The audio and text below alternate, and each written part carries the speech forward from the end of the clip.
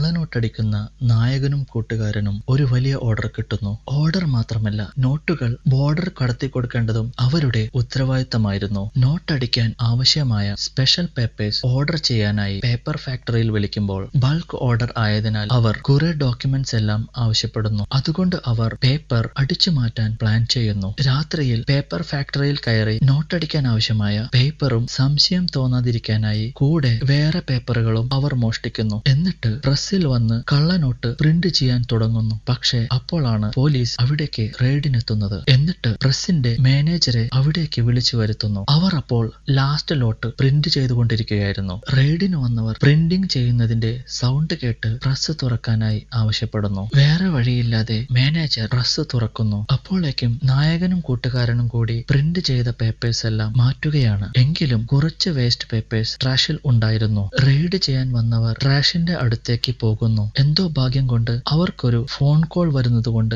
Raid അവസാനിപ്പിച്ച് അവർ പ്രസിൽ നിന്നും പോകുന്നു. കഷ്ടിച്ച് പിടിക്കപ്പെടാതെ രക്ഷപ്പെട്ട നായകനും കൂട്ടുകാരനും പിറ്റേന്ന് തന്നെ കള്ളനോട്ട് ഡെലിവർ ചെയ്യാനായി കൊണ്ടുപോകുന്നു. പക്ഷേ ബോർഡറിൽ വെച്ച് അവർക്ക് പോലീസ് ചെക്കിംഗ് കിട്ടുന്നു. വണ്ടിയിലുണ്ടായിരുന്ന ബോക്സുകൾ പോലീസ് ചെക്ക് ചെയ്യുകയാണ്. എല്ലാ ബോക്സിന്റെയും ഫസ്റ്റ് ലെയർ മാത്രം ഡയറക്ടറി ബുക്സ് ആയിരുന്നു. എന്നാൽ ഉള്ളിൽ ഫുള്ള് കള്ളനോട്ടുകളും. പണിപാളും എന്ന് തോന്നിയ നായകൻ പോലീസിന്റെ ശ്രദ്ധ തിരിക്കാനായി വണ്ടിയിലുണ്ടായിരുന്ന കള്ളുകുപ്പികളിൽ തട്ടുന്നു. കുപ്പിയുടെ സൗണ്ട് കേട്ടപ്പോൾ പോലീസിന്റെ ശ്രദ്ധ മാറുകയും കുറച്ചു കുപ്പികളും പണവും പോലീസിന് കൊടുത്ത് നായകനും കൂട്ടുകാരനും ബോർഡർ കടന്ന് നോട്ടുകൾ ഡെലിവറി ചെയ്യുന്നു.